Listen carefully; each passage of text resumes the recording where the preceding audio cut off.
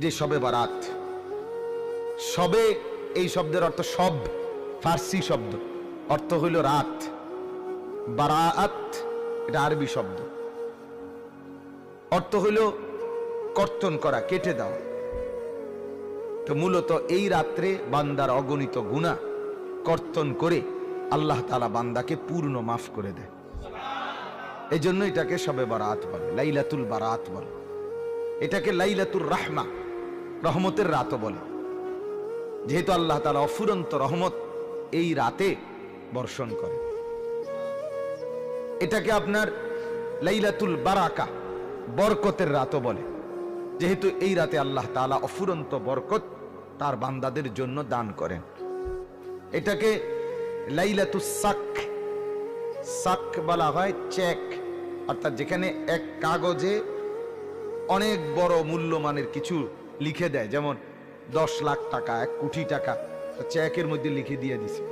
আল্লাহ তাআলা এই রাত্রে শবে বারাতে এক রাতেই, এক শোইতে বান্দার জিন্দিগির সব গুনাহ মাফ করে দেয়। এটার জন্য যে চেক দেয় আর কি, যা মুক্তির চেক দিলাম।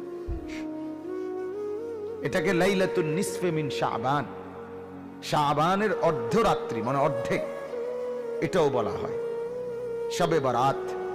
তাইলে আমরা মূল 1 নাম্বার বুঝে নিলাম, শবে বারাত এটা একটা বরকতের রাত, এটা একটা রহমতের রাত, এটা একটা মাগফিরাতের রাত, এটা জাহান্নাম থেকে মুক্তির রাত, এটা আল্লাহ তাআলার সন্তুষ্টি বান্দার প্রতি প্রকাশ করার রাত। বলেন আলহামদুলিল্লাহ। তো মূল বক্তব্য ছিল শবে বারাত, এই লাইলাতুল বারাত পুরাটা রাত। এই রাত এর ব্যাপারে কোরআন এবং সুন্নাহর মধ্যে কি বর্ণনা আছে? 1 নম্বর কথা হলো কোরআনুল কারীমের 25 নম্বর পারা 44 নম্বর সূরা, সূরায়ে দুখান একটা সূরা আছে। এই সূরার প্রথমে একটা আয়াত আছে, ইন্না আনজালনাহু ফি লাইলাতিন মুবারাকাতিন। আল্লাহ তাআলা বলেন, নিশ্চয়ই আমি কোরআন নাজিল করেছি বরকতময় রাতে। কি রাতে? এই বরকতময় রাত বলতে কি উদ্দেশ্য, এই নিয়ে মুফাসসিরদের মধ্যে 2টা অংশ।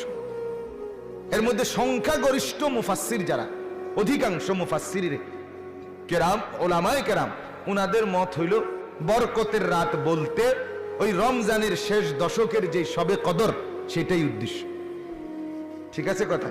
তাহলে এটা হলো অধিকাংশ। বাকি মুফাসসিরদের মধ্যে